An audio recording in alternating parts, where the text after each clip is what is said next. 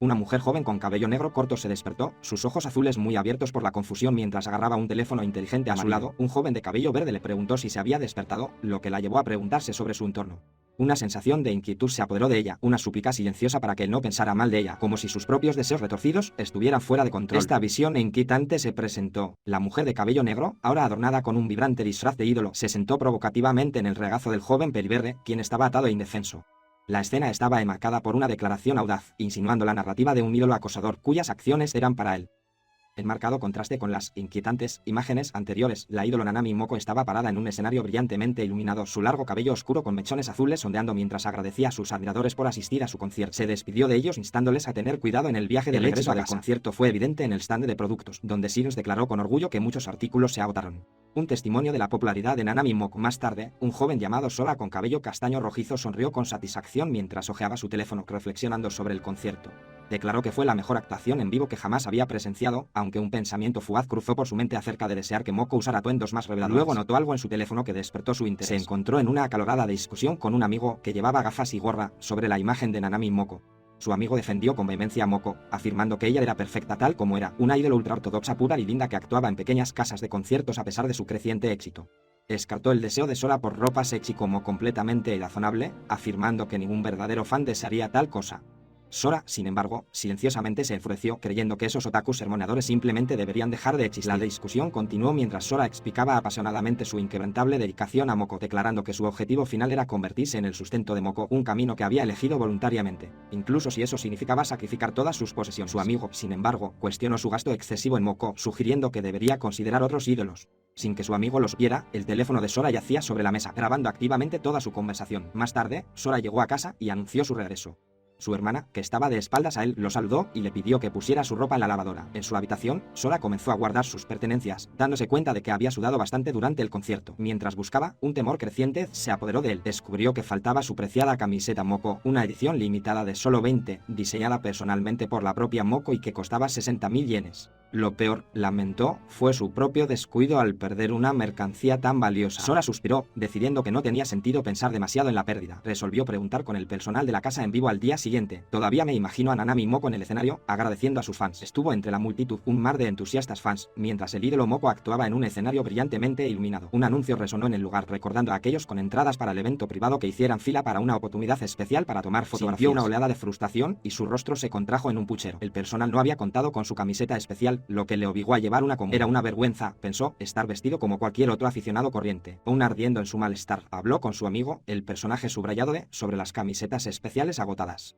Había esperado que se hubieran ido, pero la realidad aún así fue un shock. Consideró consultar las subastas, pero finalmente decidió que preferiría apoyar directamente a Moko. Luego, su amigo le ofreció un último billete online y le preguntó si lo quería. Cogió el billete y la conversación giró hacia la posibilidad de que alguien le robara la camiseta perdida. Su amigo descartó la idea por considerarla demasiado extrema, pero no pudo evitar el sentimiento. Se preguntó si simplemente lo había olvidado, pero últimamente había notado un patrón, perdiendo objetos pequeños como bolígrafos. Cuando llamaron a su amigo para que tomara su turno, sintió una creciente inquietud. Últimamente había sentido como si alguien lo estuviera observando, una sensación persistente e inquietante que lo ponía nervioso. Momentos después, llegó su turno. Se acercó al ídolo, Moko, quien lo saludó con una amplia y alegre sonrisa, exclamando su nombre. Sorokin. Él le agradeció por recibirlo y ella le correspondió, agradeciéndole por venir. Ella se acercó con el rostro radiante y le preguntó si se había dado cuenta de que ella lo saludaba entre la multitud. Estaba nervioso por su proximidad y su mente se aceleraba. Moko era tan linda, pensó, pero la intensidad de su mirada lo hizo sentir profundamente observado. Ella lo reprendió en broma, comentando lo ruidoso que siempre se volvía cuando hablaba de conciertos. Intentó desviarse, sintiéndose incómodo con su sencilla camiseta, y murmuró que no pasaba nada, a pesar de que ella observó que parecía un poco deprimido. Luego, señaló directamente a su camisa. Sorakuen dijo, llevas una camiseta normal. Siempre usas ese especial y raro. Una ola de pánico lo invadió. Ella había notado su falta de la apreciada mercancía. Él tartamudeó tratando de explicar, pero ella presionó más y le preguntó si iba a apoyar a otro ídolo. Antes de que pudiera responder completamente, un gerente dio un paso adelante, sosteniendo un peluche especial de Moko. Se lo ofreció, explicándole que tenían algunos extras y que era lo mínimo que podían hacer para compensar su apoyo. Sora, sorprendida, aceptó el inesperado regalo. En el escenario, la ídolo Moko sonrió, sus ojos brillaban de gratitud mientras se dirigía a sus devotos fans, pidiéndoles que continúen con su apoyo inquebrantable desde ese momento en adelante. Sus sentidas palabras resonaron profundamente en Sora, que estaba junto a su amigo, con lágrimas en los ojos.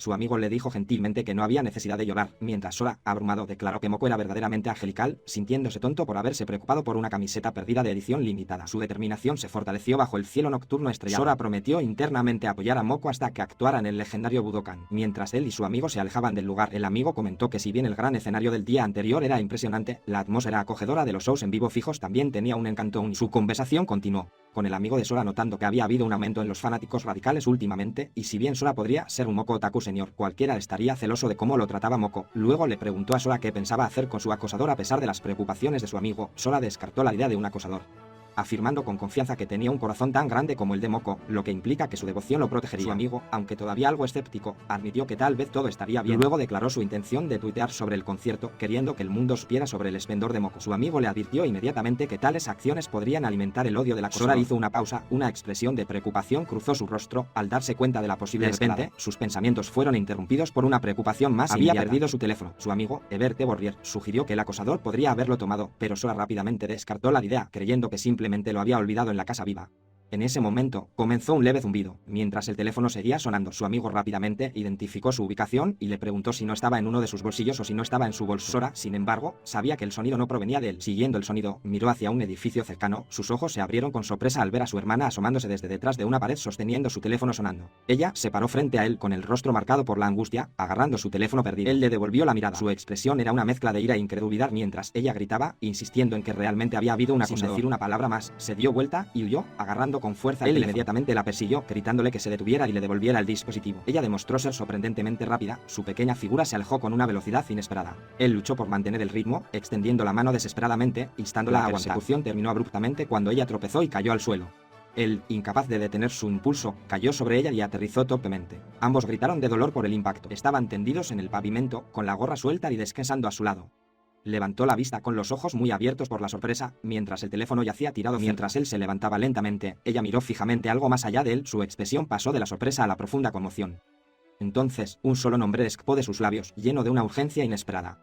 Moko. Moko, con el pelo recogido en una trenza, se encontró en el suelo, mirando hacia arriba con los ojos muy abiertos y sorprendido. A su lado yacía una gorra de béisbol. Él la miró fijamente, con los ojos muy abiertos por la sorpresa, gritando su nombre con incredulidad. Ella permaneció congelada, su expresión era una mezcla de sorpresa y aprensión. Rápidamente trató de explicar, negando cualquier situación que pudiera estar imaginando, mientras permanecía sentada en el suelo, mirando hacia otro lado. Luego preguntó por qué ella estaba ahí, tratando de aclarar el malentendido, levantó su teléfono e insistió en que las cosas no eran lo que parecían. Ella, sin embargo, se angustió cada vez más e intentó cubrirse la cara mientras negaba con vehemencia la situación y alzaba la voz en pánico. Extendió la mano y la tomó suavemente del brazo para tratar de calmarla, reiterando que eso no era lo que ella pensaba ni formaba parte de ningún plan. Ella permaneció visiblemente molesta con las manos todavía cubriéndose la cara. Continuó intentando llamar su atención, pero su mente divagaba, recordando la primera vez que conoció a Moko. Había sido hace un año, en un pequeño festival de ídolos. Durante ese festival, la había visto actuar en un escenario modesto. Solo había unas pocas personas esperando al próximo ídolo y Moko, a pesar de sus mejores esfuerzos, apenas tenía audiencia. Sin embargo, en esa dura situación, al verla poner su corazón en la actuación, sintió que le robaban el corazón en un... Más tarde, Moko, todavía con su uniforme escolar, pareció sorprendida cuando se acercó a ella, pidiéndole una reunión. Inmediatamente corrió hacia un miembro del personal para comprarle un boleto de favores especiales. Después de que concluyó su abrumador estallido de entusiasmo, le juntó las manos y declaró que su actuación era absolutamente magnífica. Ella parecía completamente desconcertada por sus intensos hablando efusivamente, explicando que nunca antes había estado particularmente interesado en los ídolos e incluso se había visto obligado a asistir a este evento, pero ahora estaba realmente contento de haber presenciado su actuación. Todavía desconcertada, intentó instarle suavemente a que se calmara. Atentamente mientras Moko declaraba su intención de asistir a cada una de sus presentaciones en vivo programadas, comenzando desde la siguiente, y prometió apoyarlo plenamente. Su sorpresa fue evidente ya que solo pudo emitir un sonido de desconcierto. Después de su declaración, sus manos se encontraron en un firme apretón. Ella le agradeció y prometió hacer lo mejor que pudiera. Continuó su dedicada vida otaku coleccionando meticulosamente todo tipo de CD de acceso limitado y artículos de ídolos. A menudo soñaba con el día en que Moko se convirtiera en un ídolo superior, creyendo que sus esfuerzos estaban ayudando a completar esa visión. La escena cambió al presente, donde se encontró inexplicablemente atado. Moko, inclinándose sobre él, le explicó que todo lo que hacía era por él, por Sorakuen. Él, sin embargo, solo podía preguntarse por qué estaba atado. Luego le mostró su teléfono, mostrando una galería de imágenes, y le preguntó si alguna en particular era su favorita. Se preguntó cómo Moko sabía esos detalles personales, y su mirada se posó en una bolsa llena con su propia mercancía. Jadeó horrorizado al darse cuenta de que los objetos eran una serie de sus pertenencias perdidas. Moko, ahora vestida de manera informal, explicó que había estado recogiendo sus cosas y haciendo todo lo posible. Ella aclaró que sus artículos personales no estaban a la venta y calificó sus acciones como un trabajo de grupo de amor. También le pidió que dejara de tomar fotos. Se quedó mirando, completamente desconcertado por la frase, Amo el trabajo en grupo, exigiendo saber su significado. También reflexionó sobre la afirmación de Moko acerca de que no estaba bien tomar fotografías, preguntándose si ella era una chica realmente peligrosa, si le gustaba, lo que hizo que Moko se pusiera nerviosa.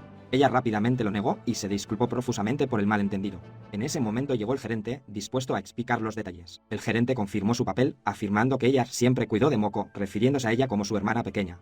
Aún atados, quedó desconcertado por esta revelación, observando que no se parecían en lo más mínimo. Permaneció atado, sus pensamientos volvieron a Moko. Ahora entendía que antes de que las cosas se salieran completamente de control, necesitaba obtener su permiso. Mientras tanto, el directivo siguió explicando las inusuales circunstancias, afirmando que Moko no podría actuar como ídolo sin esta media y sin su permiso. Luego se volvió hacia él y le preguntó si su sueño era ayudar a Moko a actuar en el Budokan, lo que él confirmó vacilantemente. El gerente lo había traído aquí, asumiendo que le daría permiso fácilmente, pero estaba completamente confundido y exigía saber de qué estaba hablando, encontrando la situación inquietante. El gerente aclaró que al acosarlo, Moko pudo continuar su trabajo como ídolo y él, a su vez, le brindó un apoyo crucial. Luego declaró con orgullo que estaba cuidando el ser de Moko-chan, proclamándolo como el mejor. Escuchando atentamente, reaccionó con un grito de sorpresa al darse cuenta de que Sora no había sido completamente consciente de su situación en la que todos ganaban. Internamente deseaba no haber aprendido nunca ese detalle en particular. Aún desconcertado, protestó, afirmando que no entendía por qué de repente le pedían permiso, preguntándose si realmente creían que él simplemente estaría de acuerdo. Moko miró con expresión de dolor, mientras el gerente agregaba que muchas personas deseaban ser perseguidas por Moko, incluso si no era él. Una comprensión repentina y abrumadora lo golpeó.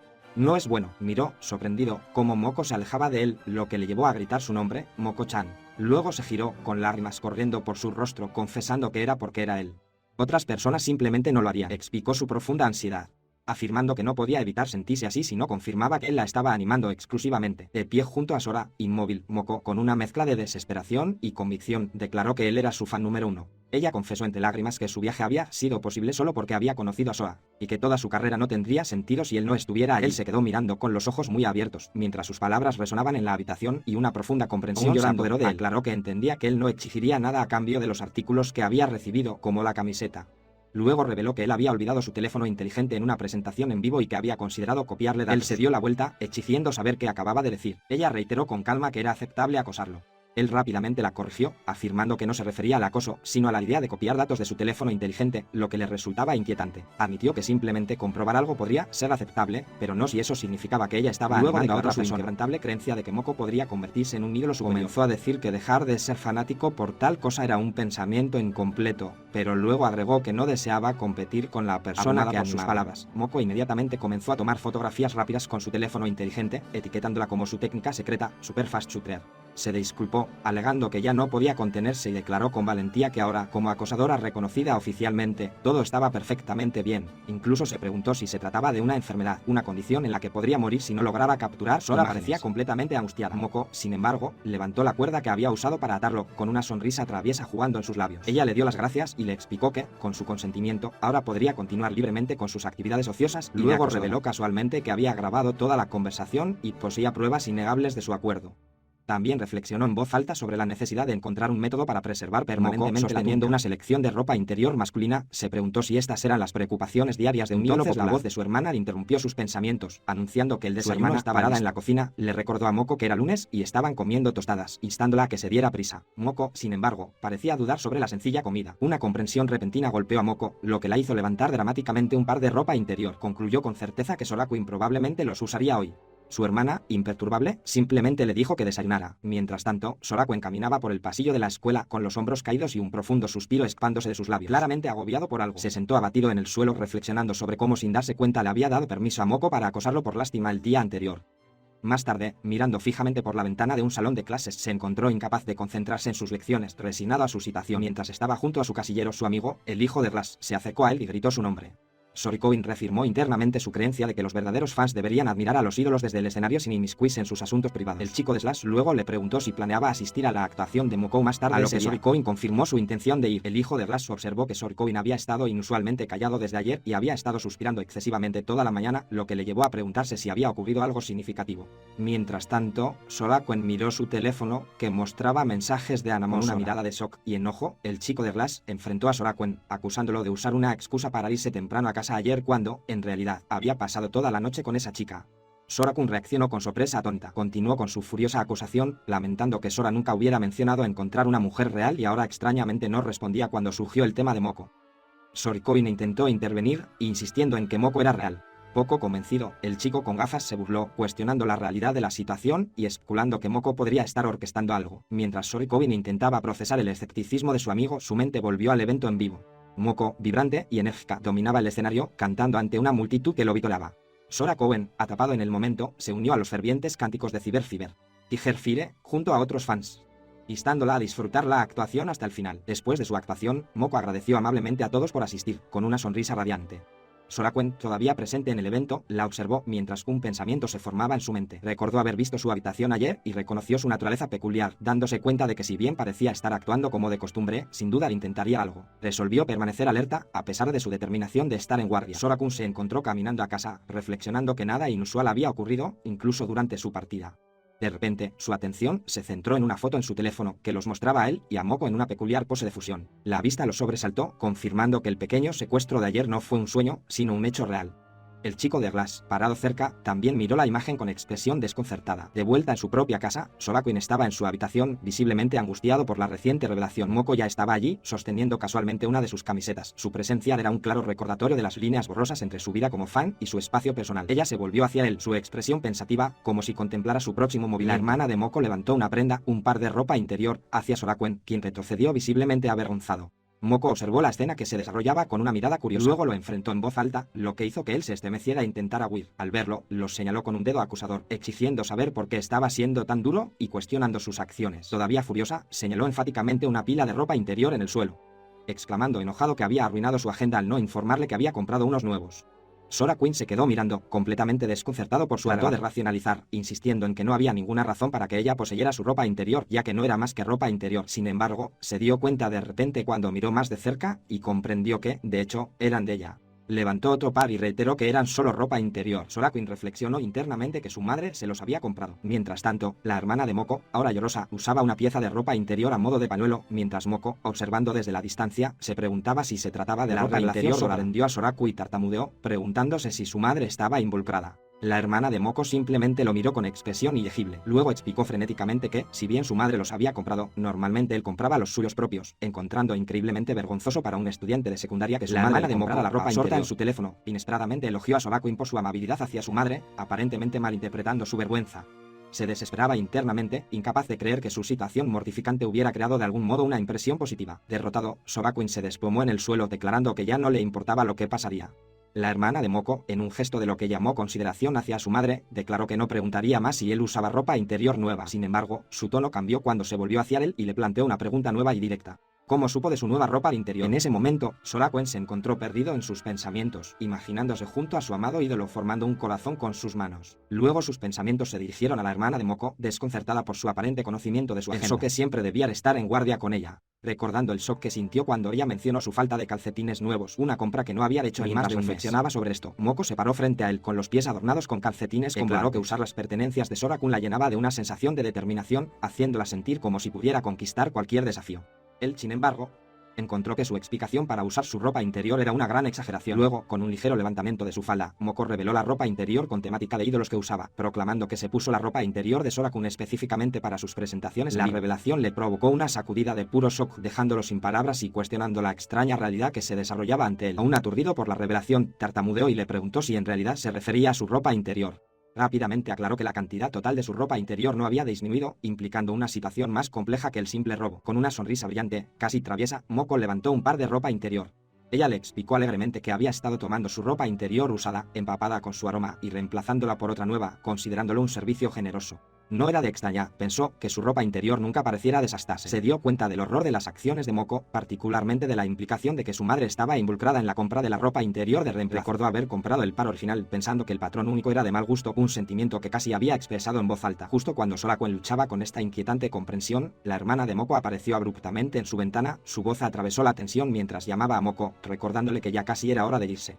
Él se estremeció, sorprendido por su repentina e inesperada presencia. Continuó, informándole a Moko sobre una sesión programada para la mañana siguiente. Sora Quen, aún aturdida por las revelaciones anteriores y su repentina aparición, intentó intervenir, exigiendo saber de dónde había venido, pero ignoró por completo sus protestas. Mientras la hermana de Moko se preparaba para salir por la ventana, casualmente mencionó haber estacionado el auto de Sora Quen. La vio irse, completamente desconcertado por toda la situación y las acciones peculiares de las dos hermanas. Observó cómo la hermana de Moko, con una brillante sonrisa, declaraba que volvería otra vez, específicamente a través de la ventana. Se preguntó internamente si ella realmente no había captado el concepto fundamental de usar. Mientras tanto, Moko, exasperada, instó a su hermana a que se fuera ya.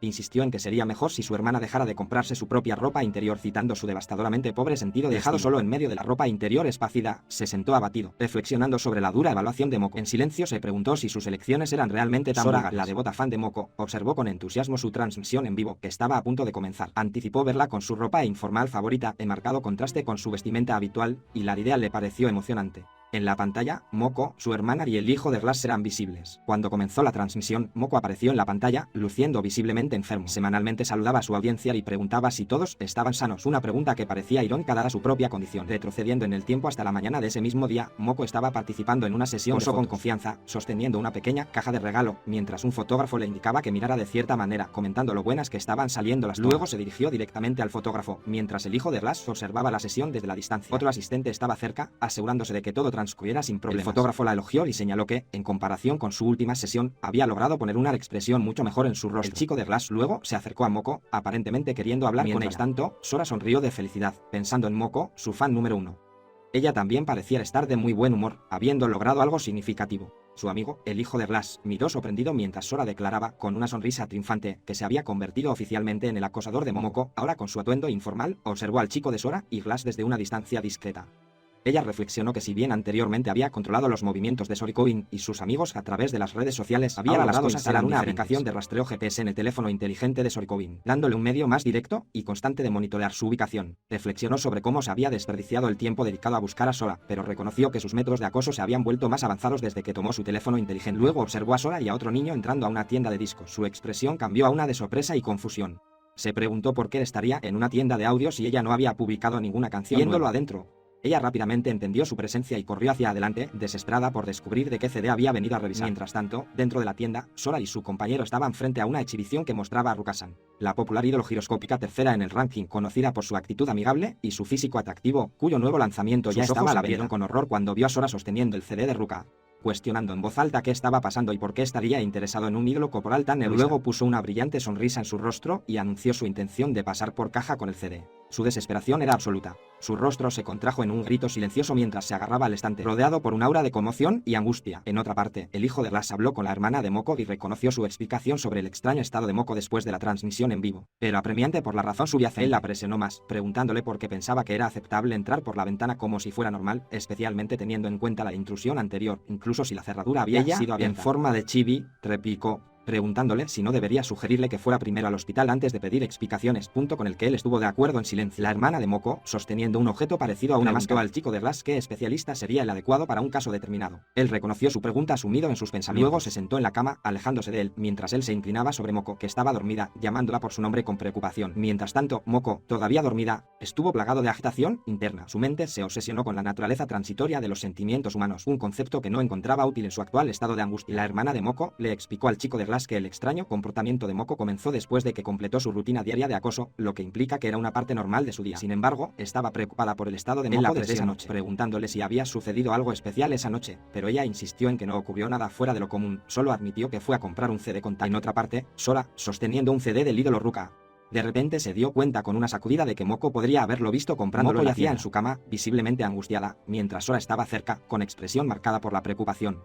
La hermana de Moko, observando la escena, reflexionó sobre la rutina habitual de Moko y cómo había estado actuando normalmente después de terminar su trabajo. Se preguntó cómo Moko pudo haber sabido acerca de la situación, reflexionando que los sentimientos de las personas eran momentáneos y que este mundo era una jungla de concreto, pero ella misma no sabía lo que realmente había sucedido. Mientras tanto, Sora expresó su preocupación, afirmando que había estado preocupado por Moko toda la noche. Continuó reflexionando sobre la causa de la angustia de Moko, recordando que nada en particular había sucedido esa noche. Luego recordó un caso específico. Quizás fue cuando estaba comprando un CD con tag. Mientras sostenía el CD, se dio cuenta de repente Quizás Moko lo había visto comprándolo. Era el que presentaba a Ruka, y una sensación de traición resonó en su mente, como si una voz lo acusara. Confía en ti. Las acusaciones se intensificaron, manifestándose como pequeñas figuras chibi enojadas de la hermana de Moko atacándolo. Gritaron, dijiste que me eras leal, confiaba en ti.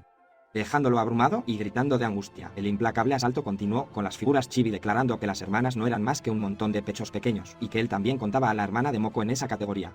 Condenaron sus acciones como una traición cruel, afirmando que, al final, los hombres solo deseaban senos grandes, mientras que él les suplicaba desesperadamente que dejaran de usar senos. En medio del caos, una de las figuras chibi de la hermana de Moko gritó, afirmando que si bien no poseía senos prominentes, sus piernas ciertamente eran dignas de mención. Ahora sentada erguida en la cama, con los ojos llenos de lágrimas, le planteó una pregunta directa y desafiante a Sora. Ella le pidió que eligiera qué piernas eran mejores, las de Ruka o las de ella, si tenía que elegir.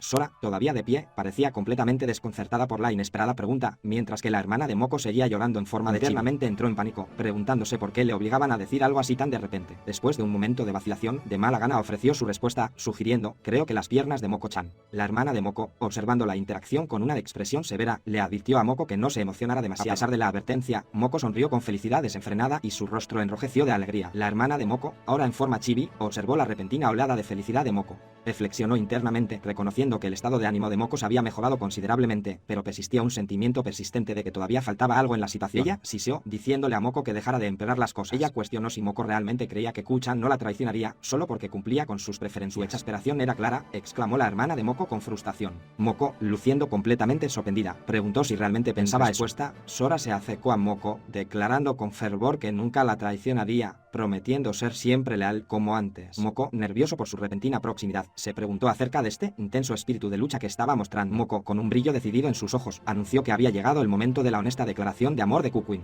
Sora se paró torpemente en medio de una exhibición de mercancías ociosas. Su expresión era de profunda incomodidad. Mientras tanto, la hermana de Moko sostenía su teléfono con una expresión pensativa en su rostro. Luego se sentó y escuchó atentamente algo que se reproducía en su dispositivo. La pantalla mostraba la interfaz de un reproductor. Mientras seguía escuchando, la hermana de Moko reflexionó que Moko era, de hecho, innegablemente lindo.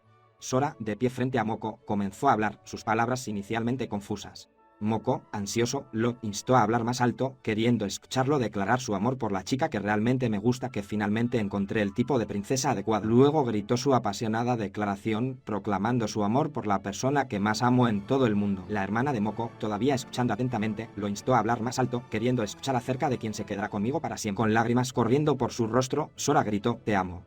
Directamente hacia la hermana de Moko, quien continuó escuchando con su teléfono cerca. La hermana de Moko, sonrojada profundamente y nerviosa, pensó que si ponía esta grabación como alarma, sería la mejor de todas, a pesar de que la intensidad la hacía sonar como la peor.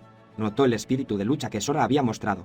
Luego volvió su atención a Sora, quien permaneció visiblemente angustiada. Con una expresión exigente, le ordenó a Sora que le entregara la prueba del escándalo de hoy. Sora, cubriéndose la cara, vaciló y comenzó a hablar sobre el CD.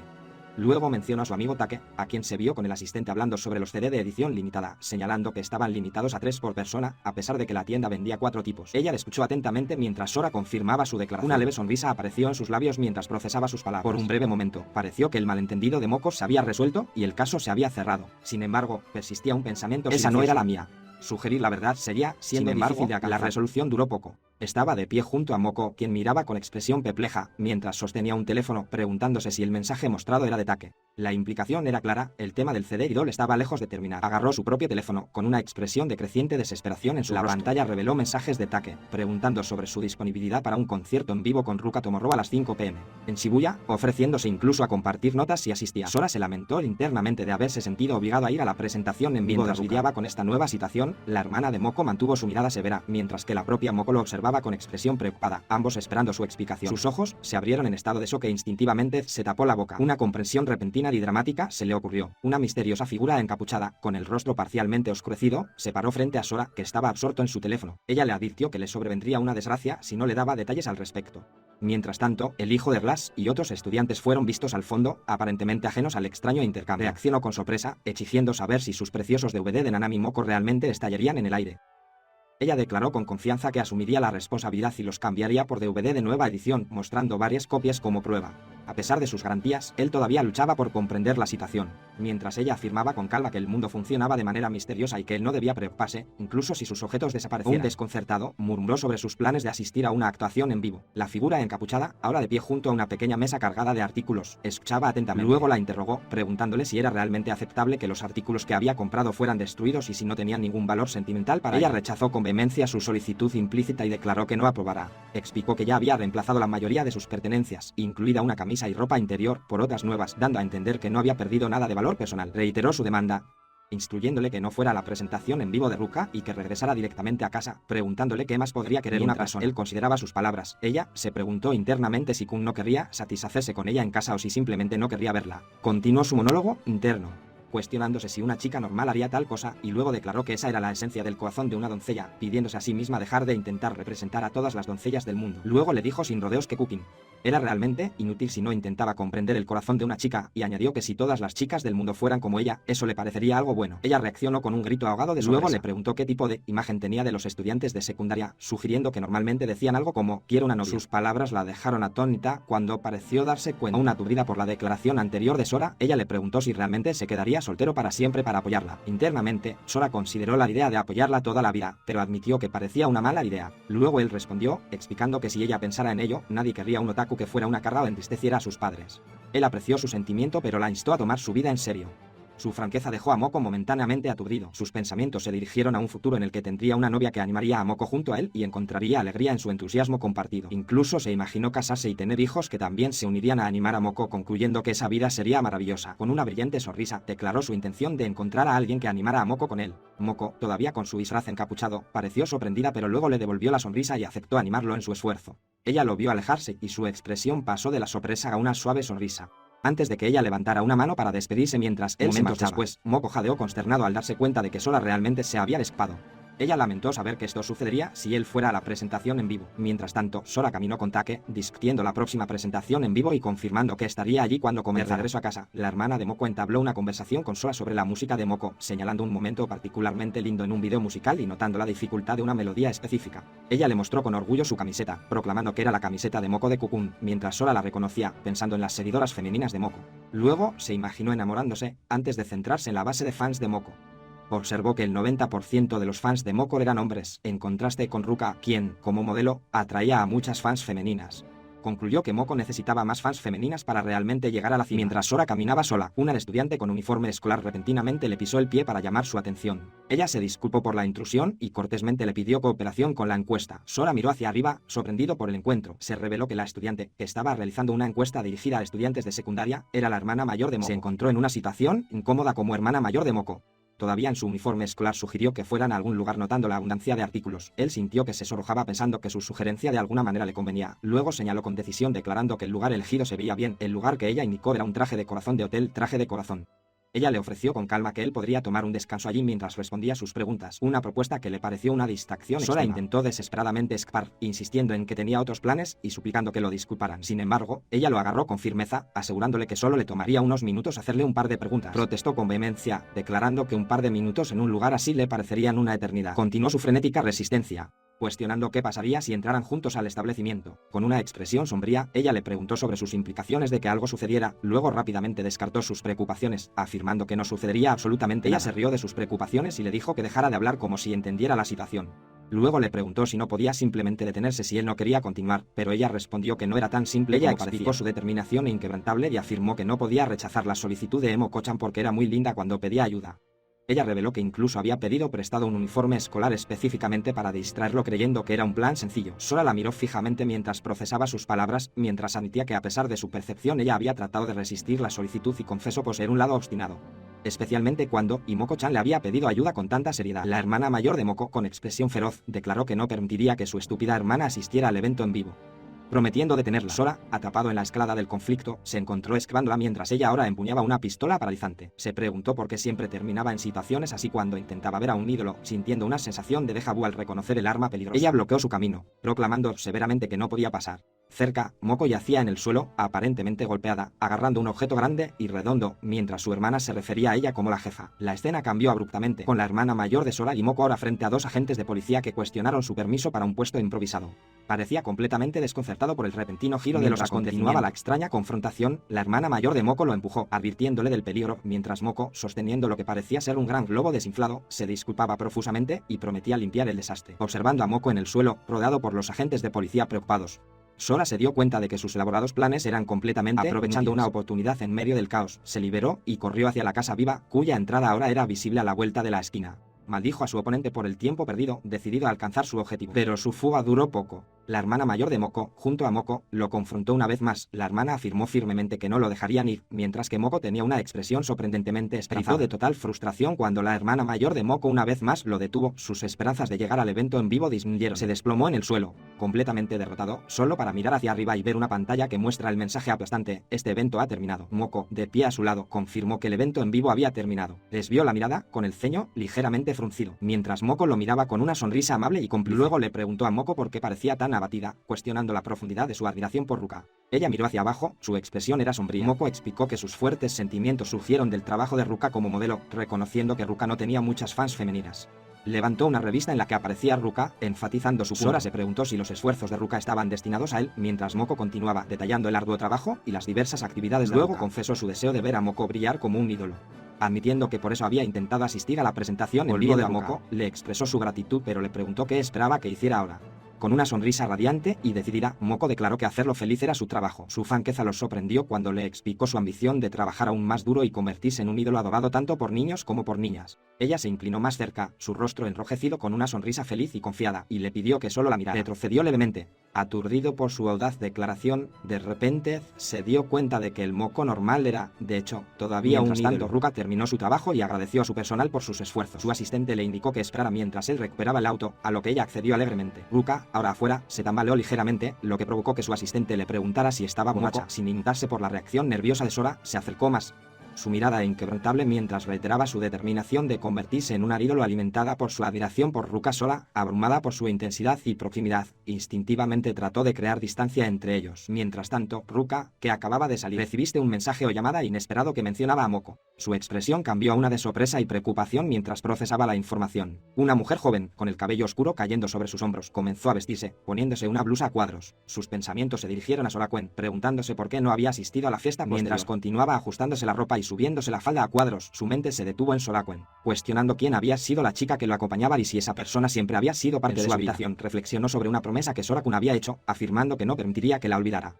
Ella reconoció su situación de vida actual con otra chica, pero insistió en que, dado que él vino a verla al escenario, necesitaba verla actuar. De repente, sus pensamientos fueron interrumpidos por un golpe en la puerta. Estaba una mujer con traje de negocios, lo que llevó a la joven a preguntarle si se dirigía directamente a casa. La mujer del traje preguntó por Moko, a lo que la joven, con expresión decidida, declaró que atacarían de inmediato. Mientras tanto, Moko reaccionó con una expresión de sorpresa, con los ojos muy abiertos por la sorpresa. Una chica con cabello claro atado en coletas estaba sentada en el suelo, mirando hacia atrás cuando alguien se dirigió a ella y le preguntó: Mizuki, ¿estás libre? Sorprendida, giró para ver a otra chica de cabello oscuro sonriendo y señalando, preguntándole qué quería. Una tercera chica con cabello corto y oscuro estaba cerca, observando. La chica de cabello oscuro, Mizuki, sonrió alegremente, extendió su mano y se presentó. Expresó su anticipación de trabajar juntos en una unidad. Una chica más joven llamada Ruka, de 15 años en ese momento, estaba de pie con una expresión hosca, reconociendo el sentimiento de Mizuki con una tranquila. Más tarde, alguien bebió de una botella, mientras afuera se veía un lugar en vivo, lo que sugería que una actuación acababa de concluir. Mizuki, llena de energía, exclamó que las presentaciones en vivo eran las mejores, mientras Ruka se sentaba a su lado, absorta en su teléfono, ofreciendo solo una vivienda sin compromiso. Ruka continuó ignorando a Mizuki, quien parecía desanimada por lo que percibía como la horrible actitud de Ruka. Mizuki intentó razonar con Ruka, sugiriendo que estar enojado no era lindo y que la política de su compañía les exigía sonreír como ídolos. Luego preguntó si Ruka todavía estaba molesta. Parecía cada vez más frustrada por el continuo silencio de Ruka y su inquebrantable concentración en su teléfono. Todavía mirando su teléfono con un póster de Mizuki y otra chica al fondo. Declaró su intención de rendirse y cambiarse. Reflexionó sobre sus aspiraciones pasadas y recordó que siempre había querido ser modelo, no una ídolo. Sintió que no podía simplemente sonreír cuando se le ordenaba, un requisito fundamental de la profesión de ídolo. Cerca había una portada de revista con una sonriente Mizuki y otra chica, un claro recordatorio de su pasado actual. Mientras estos pensamientos la invadían, miró cautelosamente a través de un hueco entre las cortinas, observando el mundo exterior con tranquila intensidad. Momentos después, Mizuki la abrazó por detrás. Su comportamiento alegre contrastaba con el humor hosco de Ruka. Mizuki cuestionó la diferencia fundamental entre modelos e ídolos, encontrando la distinción poco clara, lo que solo sirvió para molestar aún más a Ruka. Ruka, visiblemente irritada, desafió bruscamente la afirmación casual de Mizuki de que las modelos eran intrínsecamente mejores. Sin inmutarse, explicó que las modelos simplemente usaban mucha ropa linda y recibían abundantes elogios de sus fans, lo que implica una diferencia superficial. Mizuki se dio cuenta de repente. Si ese fuera el caso, no serían los modelos y los ídolos esencialmente iguales. Ruka, sin embargo, parecía cada vez más angustiada por la comparación. Ruka rechazó con vehemencia la conclusión de Mizuki y alzó la voz en señal de protesta. Ella insistió en que había diferencias cruciales que Mizuki simplemente no entendía, y enfatizó que la comparación estaba incompleta. A pesar de los apasionados argumentos de Ruka, Mizuki simplemente se rió, reiterando en broma su creencia de que las dos profesiones eran, en esencia, idénticas. Ruka, frustrada, le dijo que se callara. Mizuki luego cambió su enfoque. Una brillante sonrisa adornó su rostro mientras señalaba, explicando que los ídolos poseían un poder único. Sus sonrisas podían hacer felices a los demás. Ella sugirió que este era un aspecto positivo e importante de ser un ídolo, lo que llevó a Ruka a escuchar con un toque de curiosidad. Ruka miró hacia abajo con un leve sonrojo en sus mejillas, mientras reconocía en silencio la verdad en las palabras de Mizuki. Sonriendo era, después de todo, una parte fundamental de ser un ídolo. Internamente, descartó la idea de Mizuki como estúpida, pero se le escapó una pequeña risa involuntaria que traicionó el impacto sutil de la conversación. Se encontró en un evento, observando a una joven fan que sonrió de alegría, exclamando gratitud a Mizuki por inspirarla a pasar una prueba, perder peso e incluso encontrar un novio. Ruka, al observar cómo se desarrollaba la escena, se dio cuenta del inmenso poder que tenían los ídolos, un poder del que Mizuki había hablado. El ventilador seguía brotando, pidiéndole a Ruka que compartiera algo de su aura de niña bonita. Otra joven se acercó, reconociendo tímidamente a Ruka y mencionando sus propios planes de confesarse pronto que estaba enamorada. Ruka, forzando una sonrisa brillante, animó a la fan, diciéndole que la apoyaba. La fan se sintió abrumada por la emoción, sintiéndose segura de su confesión, pero la sonrisa de Ruka se desvaneció rápidamente, revelando su lucha interna. Internamente se preguntó por qué tenía que sonreír a estos extraños, y encontró que ese acto era irritante. En ese momento, apareció Mizuki, con su propia sonrisa radiante, y le dijo a Ruka que ella también podría lograr esa sonrisa si realmente lo intentara. El mundo cambió. La pantalla de un teléfono mostraba noticias impactantes. Se descubrió que la unidad modelo ídolo Mizuki estaba en una relación con un otaku, despedido de una agencia afiliada por incumplimiento de contrato. Sus ojos, muy abiertos por la incredulidad, contemplaron el devastador informe. Después, llegó un mensaje de Mizuki a su teléfono. Se disculpó por la repentina noticia y explicó que tenía que renunciar, pero instó a Ruka a seguir siendo una ídolo. Ruka solo pudo mirar fijamente, completamente. Mientras estaba sentada sola, Ruka reflexionó sobre la situación. Sabía que Mizuki no era del tipo que rompe las reglas, y se enteró de que un otaku había hecho todo lo posible para acercarse a Mizuki. Mizuki había sido invitada a una cena con otros ídolos, lo que resultó ser una reunión, lo que llevó al descubrimiento. Su expresión se endureció, escondida detrás de unas gafas de sol oscuras, mientras murmuraba una maldición contra ese otaku. Las lágrimas brotaron de sus ojos, mezclándose con una ira feroz. Ella juró nunca perdonarlo, porque sus acciones egoístas le habían costado uno de sus amigos más preciados. De regreso en el lugar de la fiesta Tokyo Idol, pero las cosas ahora eran diferentes. Su unidad se había disuelto y ella había comenzado a actuar como un ídolo solista. Su nombre, Ruka, ahora aparece solo en la programación. A pesar de su nueva carrera en solitario, las palabras de Mizuki resonaron en su mente. Quiero que Ruka siga siendo un ídolo así. Ella reflexionó sobre el peso de esas palabras, preguntándose si este era realmente el último acto de su ocioso viaje. La idea le provocó una oleada de desesperación y gritó, lamentándose de la tristeza que había caído incluso sobre ella en el último acto. Un fan cercano, con cabello rubio corto, miraba con expresión sombría, tal vez entendiendo la profundidad del dolor de su ídolo. Abrumada, se sentó sola, con la cabeza gacha, preguntándose qué debía hacer a continuación. Luego, se sentó en un banco y dejó escapar un profundo suspiro. A su lado, otra chica, con el pelo oscuro recogido en coletas y vestida con uniforme escolar, también suspiró profundamente, compartiendo la palpable sensación de cansancio. De repente, ambas chicas miraron hacia arriba, con los ojos muy abiertos por la sorpresa. Como si estuviera sorprendido por una presencia o realización inesperada. La chica de las coletas se presentó rápidamente y se disculpó profusamente. Mi nombre es Nanami Moko. Ruka, todavía sorprendida, retrocedió levemente y exigió saber quién era. Moko, ahora más serena, reconoció a Ruka y exclamó que ella era la chica que se había quedado congelada durante el ensayo del día anterior. Ruka, a su vez, pareció recordar el nombre, Nanami. Moko-chan, y la saludó. Es bueno verte de nuevo. Mientras Moko miraba hacia abajo, Ruka, sintiendo la continua angustia de su compañera, le preguntó gentilmente si su suspiro todavía se debía a su actuación durante el ensayo de ayer. Se sentó con la mano apoyada en la pierna. Una tranquila afirmación le escapó de sus labios mientras procesaba el peso de la confesión de Moko. Sus pensamientos se dirigieron a las luchas pasadas de Moko, recordando un momento en el que Moko, vista desde atrás, confesó ante un grupo de colegas masculinos que se sentían inadecuada, constantemente nerviosa en el escenario y preocupada por la percepción del público. Moko continuó confiando en Mizuki, lamentando su incapacidad para atraer fans y la dolorosa realidad de que ser un ídolo, al que alguna vez amó, se había convertido en una fuente de sufrimiento. Ella se disculpó. sintiendo que no hablaba lo suficientemente en serio, mientras Mizuki, escuchando atentamente, luchaba internamente con sus propios pensamientos similares de renunciar, sintiendo que no era la persona adecuada para el papel al que aspiraba. Ruka luchó con la confesión de Moko y se dio cuenta de que necesitaba ofrecer rápidamente un consejo reflexivo. Se preguntó qué diría Mizuki en tal situación, buscando vía en la sabiduría imaginada de su expareja. Intentó conjurar una expresión pensativa, su rostro se contrajo en una expresión exagerada. Sonrió casi cómicamente mientras se preguntaba si simplemente sonreír era la respuesta. Su intento de sonreír pensativamente se encontró con la mirada de Moko mientras Ruka luchaba por articular sus pensamientos, admitiendo que su vocabulario era pobre y que la forma de hablar de Moko era incapaz de encontrar las palabras. Recurrió a un enfoque más directo, pellizcando suavemente las mejillas de Moko para formar físicamente una sonrisa en su rostro. Para sorpresa de Moko, sorprendida por el repentino gesto, cuestionó sus intenciones y le preguntó qué estaba haciendo. Ruka, sin embargo, continuó enfatizando la importancia de que Moko se divirtiera y sonriera y no se preocupara por las personas que la rodeaban. Luego mostró una sonrisa radiante y genuina, explicando que la sonrisa de un ídolo poseía un poder único, capaz de llamar la atención de las personas si uno se esforzaba al máximo. Inspirada, Moko intentó replicar la sonrisa. Su expresión todavía es un poco rígida. Ella reconoció las palabras de Ruka, afirmando que entendía y que intentaría divertirse, pero luego añadió un comentario críptico acerca de que no le quedaba mucho tiempo. Dejando a Ruka con una mirada de Moko se sobresaltó y dejó escapar un pequeño grito ahogado cuando Ruka, sentada casualmente, la miró con expresión cómplice, declarando, ahora bien. Moko permaneció confundida, con el dedo tocando su mejilla mientras se preguntaba en voz alta qué acababa de pasar. Ruka, todavía observándola, le ofreció un préstamo sin compromiso. Los pensamientos de Ruka se trasladaron a un momento pasado con Mizuki, quien sonrió con una sonrisa genuina, sus dedos presionando sus mejillas, expresando su más sincera gratitud. Luego recordó sus propias palabras, dichas con una sonrisa brillante y segura, sobre el poder inherente de una sonrisa ociosa para hacer sonreír también a quienes están frente a ellos. Una sonrisa suave y cómplice apareció en los labios de Ruka mientras continuaba reflexionando sobre esta profunda comprensión. Más tarde, en un pasillo tranquilo, Ruka estiró los brazos y una sensación de nuevo propósito la llenó. Reflexionó que había aprendido algo importante tanto de Mizuki como de Moko y decidió salir con una sonrisa así mientras consideraba su camino a seguir. Una comprensión más profunda se le ocurrió acompañada por una imagen fugaz de Mizuki cogida de la mano de otra chica. Quizás le gustaban las chicas o algo parecido. En otra parte, un joven con los ojos muy abiertos y sorprendidos exclamó con incredulidad. Eso es todo, expresando frustración por el hecho de que se hayan utilizado tantas páginas para llegar a tal conclusión. Se paró en un pasillo, luciendo algo desinflado. Un resumen de los acontecimientos recientes reveló que habían surgido problemas con Ruka, el ídolo, cuando empezó a sospechar de una relación con Moko. Pero entonces, se reveló la propia preferencia sexual de Ruka, dejando a todos inseguros de lo que realmente estaba sucediendo. Y ahora, por alguna razón, se encontró parado frente a la entrada de una casa en vivo, un lugar para Nanami Moko, sintiendo una mezcla de aprensión y determinación. En el interior, se le asignó la tarea de tomar fotografías de Moko, que estaba actuando. Mientras tanto, Mizuki se agachó cerca, observándola. Sin embargo, cuando Mizuki revisó las fotos que había tomado, quedó horrorizada. Las imágenes estaban increíblemente borrosas, casi inutilizables. A pesar de la mala calidad, Mizuki ofreció una pequeña sonrisa, recordándole que al subir fotos a las redes sociales, hay que tener cuidado con los reflejos de la luz. Enterró su rostro entre sus manos, disculpándose profusamente, mientras Mizuki señalaba que estaba temblando demasiado, causando que la imagen de Moko fuera muy borrosa. También mencionó que alguien había venido en secreto a tocar con cierto ídolo después de su concierto. Su pánico aumentó y exclamó que la situación era aterradora.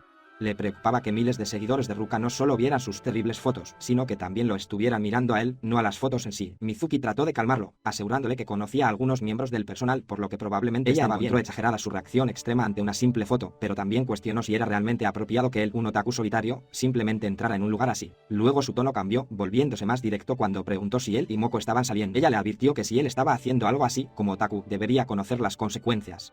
Tartamudeó, tratando de negar tal relación, enfatizando que no había manera de que estuvieran saliendo. Sin esperar más explicaciones, Mizuki lo agarró del brazo con expresión severa y emitió una clara advertencia. No debía acercarse más a Moko-chan. Retrocedió, las palabras de Mizuki resonando en su mente. La gente como él no era más que problemas. La acusación le parecía un peso pesado, una verdad aterradora de la que no podía escapar. Mientras tanto, Mizuki continuó su búsqueda de Sorakuen, navegando por el edificio con el ceño fruncido y decidido. No podía encontrarlo por ningún lado, deseando que él simplemente le dijera su ubicación, especialmente para alguien como ella que estaba tratando de ayudar. Revisó las redes sociales, pero no apareció nada relacionado con él. Entonces, se le ocurrió una idea, tal vez él había publicado algo en Twitter en esa. Mientras avanzaba, una foto de Rukusin llamó su atención, pero algo en ella parecía extraño. Un repentino destello de percepción, como un relámpago, iluminó su mente. Se acercó con la mirada fija en el ojo de Ruka. Dentro del reflejo en los ojos de Ruka, apareció una figura diminuta e inconfundible, Sorakuen. La comprensión golpeó a Mizuki con sorpresa, con la boca abierta por la sorpresa. Momentos después, Mizuki irrumpió por una puerta y exclamó que lo había encontrado. Declaró con absoluta certeza que la silueta, con sus distintos rasgos faciales, era sin duda Sorikobin. Ruka, de pie cerca, miraba con una mezcla de sorpresa e incredulidad, murmurando que no podía ser verdad. Sorikobin, tomado por sorpresa, sintió una oleada de pánico. Sabía que no podía admitir abiertamente que Moko era un ídolo, ya que seguramente pondría en peligro su carrera. Se preguntó si realmente Moko lo estaba acosando o si esta situación era simplemente un malentendido. Luchó con el dilema, sopesando las consecuencias para Moko con su propia situación.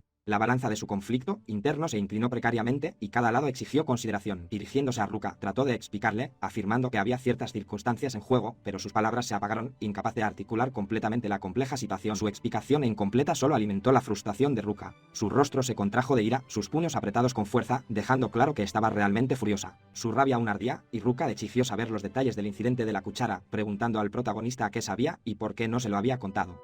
Ella lo acusó de apenas aguantar, afirmando que su proximidad a Moko, permitiéndole alimentarlo, debe haber sido agradable. Ella desestimó sus intentos de explicar y declaró que nada de lo que decía le llegaba. Él, a su vez, trató de aclarar que si bien estaban sucediendo cosas, no era como ella las percibía y que no había nada romántico entre él y Moko. Mientras tanto, Mizuki se enfrentó al protagonista y le exigió saber por qué estaba con Moko. Moko, habiéndolos finalmente encontrado, también lo interrogó, expresando su molestia por tener que buscarlo en un momento tan complicado. Mizuki continuó expresando su admiración por Moko, elogiando su ternura y encanto, incluso llamándola ángel. El protagonista permaneció nervioso por la situación mientras Ruka observaba la interacción con expresión de sorpresa. Mientras Ruka observaba, Moko, ahora cara a cara con su ídolo, sonrió con emoción y gratitud, agradeciendo a Ruka por asistir a su presentación en vivo ese día. Ruka, sonrojada, parecía genuinamente complacida por la adoración. Moko se sintió abrumada por la proximidad de Ruka y su agradable aroma, preguntándose si Ruka había leído su tweet. Ella trató de calmarse. Al darse cuenta de que acababa de encontrarse con un ídolo real, todavía sonrojada, agradeció a Moko por venir y prometió contactarla la próxima vez. Moko, radiante de alegría, invitó a Ruka a su camerino para su próxima reunión. El protagonista, al observar su interacción, luchó por mantener la compostura. Encontró que la proximidad entre Ruka y Moko era increíblemente difícil, al darse cuenta de que sus intentos de mantener la calma estaban fallando y que solo una pequeña parte de sus pensamientos podía articularse. Después de haber escuchado los pensamientos internos del protagonista sobre Moko, se volvió contra él. Su ira se revivó. Ella exigió saber por qué había puesto sus manos sobre Moko si le gustaba, afirmando que si él y Moko estaban saliendo, significaba que ella era totalmente libre de perseguir. El arrebato de Ruka, quedó completamente sorprendido al saber que Ruka creía que ella era la novia del protagonista. Ruka, al darse cuenta de su error, rápidamente intentó aclarar que el protagonista solo la había estado ayudando. Aún aturdido por la revelación anterior, los pensamientos de Moko se aceleraron, preguntándose si la oficina de Ruka realmente estaba de acuerdo con él. Luego se dio cuenta de las implicaciones de que alguien usara peluca y gafas, y comprendió que debía haber sido difícil mantener tal secreto. Mientras Moko procesaba esto, Mizuki, con un guiño de complicidad, la hizo callar, prometiendo no contarle a nadie sobre el secreto. Moko permaneció con los ojos muy abiertos, todavía en shock. Ruka, que había estado observando el intercambio, parecía profundamente angustiada. Ella interrogó a Sora Queen y Mizuki, preguntando si Moko-chan y Amano Sora eran realmente pareja, expresando su dolor por tener que animar a la persona que le gustaba con otra. Mizuki, sin embargo, se rió de la acusación, negando enfáticamente que ella y Sora-kun estuvieran saliendo, afirmando que debería ser obvio. Ruka permaneció en un segundo plano, todavía visiblemente molesta. Ruka, todavía abrumada, reflexionó sobre cuánto había cambiado el mundo a su alrededor. Reflexionó sobre la diferencia de edad de 2 años entre ellos, luchando por entender por qué parecían tan cercanos, casi como una nueva raza de humanos. Al ver la angustia de Ruka, Sora Queen se inclinó profundamente y ofreció una sincera disculpa. Mizuki luego dio un paso adelante, aclarando que si bien no podía profundizar en los detalles, Sora Queen simplemente la estaba apoyando emocionalmente y que no estaban en la relación romántica que Ruka estaba imaginando. Ella le suplicó a Ruka que le creyera. Continuó disculpándose y lamentando haber actuado de una manera que podría haber causado tal malentendido. Ruka, aún procesando la información, pensó en Moko, recordando lo preocupada que había estado por ser una ídolo perfecta y cómo nunca traicionaría a sus fans. Mizuki miró a Ruka, quien, después de un momento de contemplación, finalmente afirmó que entendía y creía en su explicación. Luego Ruka incitó a Mizuki a continuar, y Mizuki, aliviada, ofreció un sincero agradecimiento, con una suave sonrisa adornando sus labios. Mizuki, todavía aparentemente ajena al alcance del malentendido, declaró alegremente que Sora Queen ahora podía salir con ella sin ninguna preocupación. Ella reflexionó internamente que esta era la primera vez que era parte de una pelea de amantes, mientras él reaccionaba con una expresión nerviosa. Sin embargo, solo intensificó la angustia de Moko, quien gritó, suplicándoles desesperadamente que también solucionaran este malentendido. Sora Queen, atrapado en el medio, reflexionó internamente sobre la delgada línea entre el acoso y el cuidado mental, deseando que Mizuki no le pusiera tal carga encima. Sin que el trío lo supiera, Ruka, la hermana, observó toda la escena desde detrás de una puerta entreabierta, con expresión. Un calendario marcaba un fin de semana de 3 días, una oportunidad única para Solitude ya que sus padres estaban de vacaciones y su hermana mayor tenía actividades en el club. Lamentó que Moko no estuviera realizando una transmisión en vivo, pero aún así anticipó un momento con la casa para él solo. Planeaba disfrutar del DVD de Moko en la pantalla grande de la sala, confiado en que nadie lo molestaría. Tarareando una alegre melodía, se dirigió hacia la sala, listo para comenzar su relajante fin de semana. Sus planes se vieron abruptamente interrumpidos cuando una joven, al darse cuenta de que todavía estaba en pijama, cuestionó su vestimenta y la gran cantidad de fideos que llevaba, exigiendo saber qué estaba haciendo con las comidas de 3 días. Ella lo instó a que se diera prisa y se preparara. Sosteniendo una taza de fideos, declaró con una sonrisa brillante que todo estaba listo y que era hora de irse. Momentos después, se encontró jugando un videojuego cuyo título decía "Nostalgia ni no Life".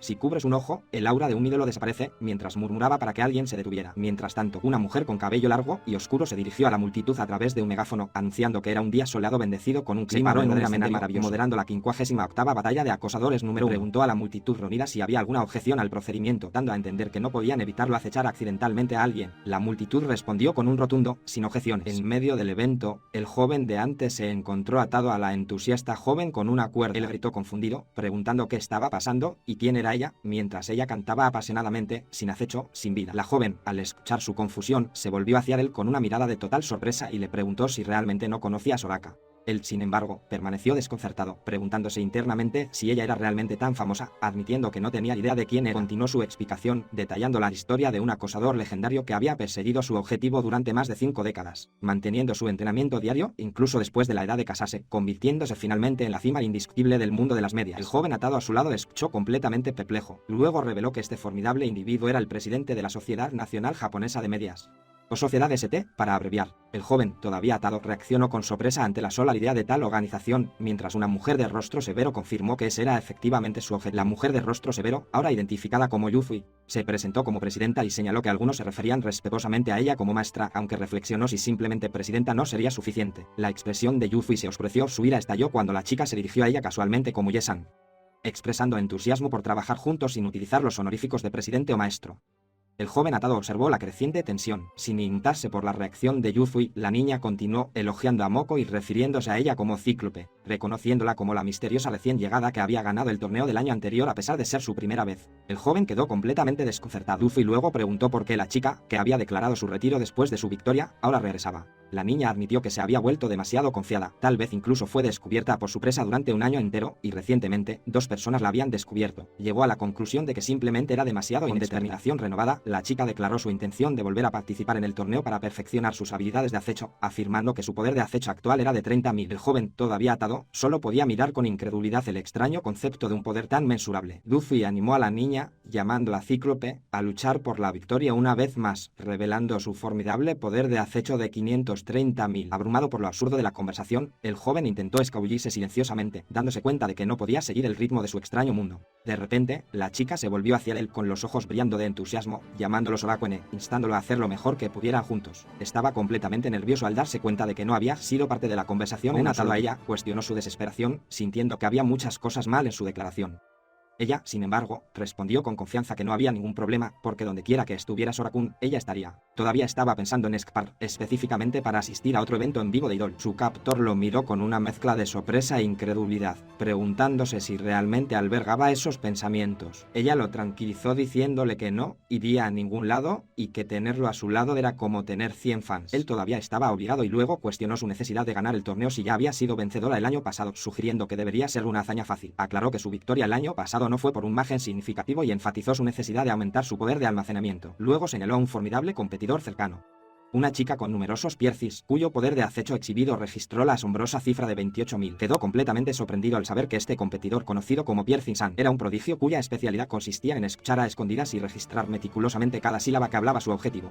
No pudo evitar preguntarse si un método tan extremo era realmente un atributo positivo. Mientras procesaba esta información, el nuevo carácter de subrayado J observó arena penetrante, notando su intensa mirada que disuadió a cualquiera de acercarse. Sam, aparentemente molesta por la charla que la rodeaba, declaró su incapacidad para concentrarse y decidió disparar, colocándose los auriculares sobre las orejas. Mientras se ponían los auriculares, Piercing-san cerró los ojos. Una voz resonaba en su mente, diciéndole que se veía genial y proponiéndole matrimonio después de su victoria. Un desconcertado por los acontecimientos que se estaban desarrollando, se volvió hacia el nuevo personaje J y le preguntó qué estaba haciendo Piercing-san. Nuevo carácter subrayado J lo miró con expresión de ligera sorpresa. Aclaró que Piercing-san probablemente había completado su colección de sílabas objetivo, un proceso que había mencionado anteriormente.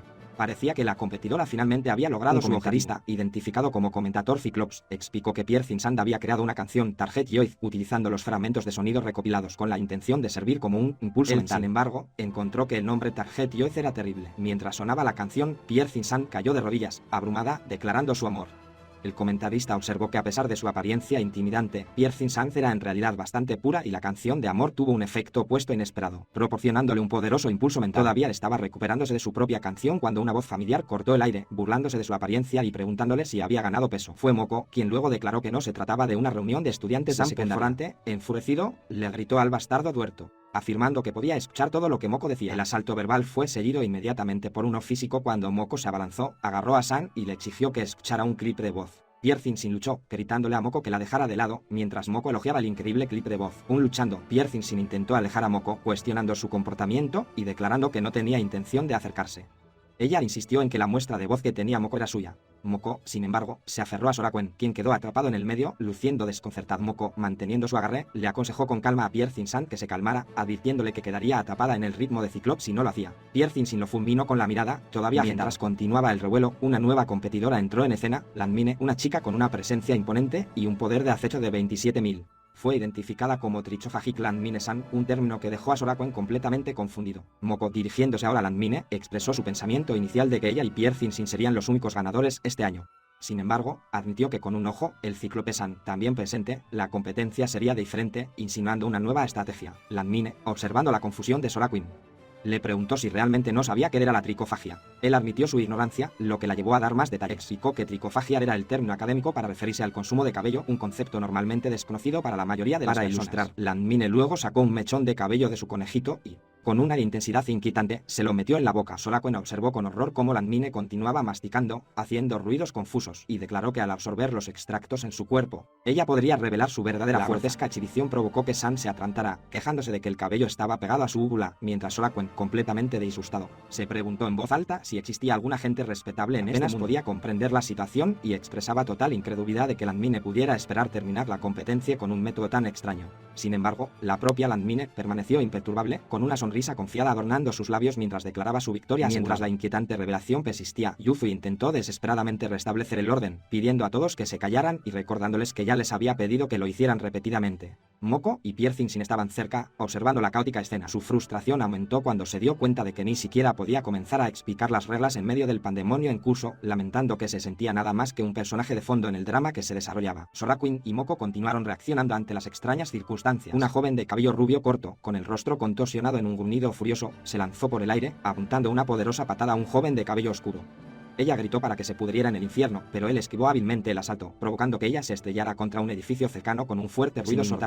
Ella se recuperó rápidamente, impresionada por su agilidad, pero le advirtió que su próximo ataque no sería tan fácil de evadir. Unos minutos antes, un hombre con gafas y cabello oscuro, sosteniendo un megáfono, se dirigió a un grupo de estudiantes y anunció la 58ª batalla contra el acosador. Se preparó para explicar las reglas de la competencia. Mientras hablaba, una mujer joven con coletas trenzadas explicó la estructura de la competencia, afirmando que los participantes competirían en 3 áreas: observación sigilosa y resistencia física, las habilidades esenciales para cualquier acosador. Luego reveló que la primera persona en pasar todos los puntos de control y llegar a la meta recibiría un premio de lujo. Entre los oyentes era el joven de cabello oscuro, Sora, la atacante de cabello rubio, y una sirvienta de cabello oscuro que parecía visiblemente angustiada. Todavía procesando la información, se preguntó en voz alta cuál había sido el premio del año, cuestionando si era algo de moda. La chica explicadora reveló alegremente que el premio del año anterior había sido tapioca. El grupo, incluido Sora, la chica explicadora, la chica atacante, un chico alto con cabello claro y un chico musculoso, discutieron el premio anterior. Uno de ellos sugirió que el premio de este año podría ser algo igualmente de moda, como nada a coco. De repente, un anuncio en auge declaró que el premio máximo de este año sería el libro de los secretos, un tomo que se decía que contenía todos los secretos del acecho.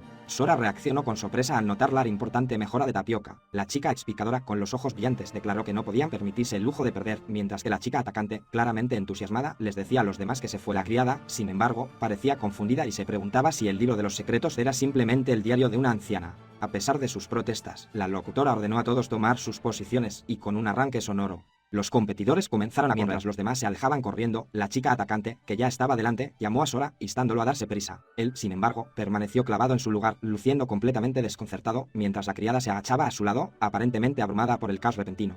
Encontró a la criada todavía en la línea de salida, angustiada y tosiendo, agarrándose la garganta. Explicó que un cabello se le quedó pegado, lo que le provocó malestar. Le preguntó si ella no iba a comenzar la competencia. Él la miró, con una expresión de preocupación en su rostro, dándose cuenta de que no podía simplemente abandonarla en un estado tan lamentable. Conoció que un incidente así iba a ocurrir eventualmente, y comenzó a buscar en su bolso algo que pudiera ayudar. Con un gesto gentil, le tendió una botella de agua, ofreciéndola si no le importaba. Ella levantó la vista con los ojos todavía llorosos por la incomodidad. Ella aceptó la botella, y él le aclaró que ya había bebido de ella, pero sugirió que enjuagarse la boca podría ser una buena idea. Luego tomó un trago, hizo gárgaras y escupió, intentando desalojar la obstrucción. Mientras sostenía la botella, un pensamiento extraño cruzó por su mente. Esta persona, a quien acababa de conocer, era tan amable con ella. Luego confirmó que finalmente se había caído ampliamente, y aliviado se extendió por su rostro, declarando que todo estaba bien ahora. Ella, sin embargo, sintió que un sonrojo se apoderaba de sus mejillas, y un pensamiento contradictorio se formó en su mente. Esto era malo, especialmente porque ya tenía a alguien a quien amaba. Mientras tanto, en otras partes de la competencia, la chica explicadora y la chica atacante continuaron su carrera. La chica explicadora comentó que Sora no era un acosador, por lo que su ausencia no fue sorprendente. La atacante notó que Landminer y su acompañante aún no habían aparecido. La chica explicadora confirmó que Sora era de hecho su presa. La chica atacante, sorprendida por esta revelación, comenzó a moverse nerviosamente, lo que llevó a la chica explicadora a preguntar sobre su malestar. Aún inquieta y tosiendo levemente, la chica atacante explicó que llevar a su presa a esta competencia tenía implicaciones significativas y preguntó si era por eso. La chica explicadora, confundida, pidió una aclaración, se cubrió la cara y un profundo sonrojo se extendió por sus mejillas al escuchar las palabras: tú y ese tipo sois amantes, ¿verdad? La pregunta repentina la hizo exclamar: me hiciste decirlo. A pesar de la implicación, la chica explicadora, caminando junto a Sora y la chica atacante, aclaró con una expresión engreída que, de hecho, no tenían sentimientos románticos el uno por el otro. La chica atacante, que parecía sorprendida, se hizo eco del sentimiento diciendo que no, en absoluto estoy triste y no soy amante, ¿sabes? Ella continuó explicando que su relación era más bien un tipo de acuerdo mutuo de toma y daca. La chica atacante, todavía luciendo molesta, cuestionó la naturaleza de tal relación. La chica explicadora luego detalló los requisitos de solicitud de novia de Sora a mano, que incluían tener entre 15 y 26 años, ser mujer, soltera, sana y fanática de Sora. Declaró que agradecería que alguien cumpliera estas condiciones específicas. La chica atacante, sonrojándose de nuevo, se preguntó si le parecería bien que Sora consiguiera una novia, y luego rápidamente se molestó, diciendo que no entendía del todo pero que no quería entregar su presa a nadie. Mientras la chica atacante echaba humo, la chica explicadora, con una sonrisa cómplice, se inclinó para susurrar que Sora y ella estaban conectadas por un vínculo más profundo que cualquier relación romántica. La chica atacante, claramente enojada, solo pudo pronunciar un confundido. Su ira estalló cuando respondió que las palabras de la chica explicadora estaban completamente equivocadas. Luego preguntó si la chica explicadora estaba menospreciando sutilmente a aquellos que tenían sentimientos románticos por su presa pero no podían estar con ellos. La frustración se desbordó y apretó el puño. Declaró: realmente me cabreas, cuando yo, sin previo aviso, se abalanzó, derribando a la chica explicadora al suelo, amenazando con derribarla en ese mismo momento. La chica explicadora fue tomada por sorpresa y gritó sorprendida, tratando de explicar que había un malentendido. Mientras tanto, en otro lugar, Sora se encontró en una situación incómoda, sudando profusamente mientras Mythil se aferraba con fuerza a su brazo. Él cortésmente le pidió algo despacio, refiriéndose a ella como Landmine-san. Pero ella inocentemente preguntó por caminar con ella pegada a él, dejando escapar un suspiro de alivio cuando ella finalmente aflojó un poco su agarre.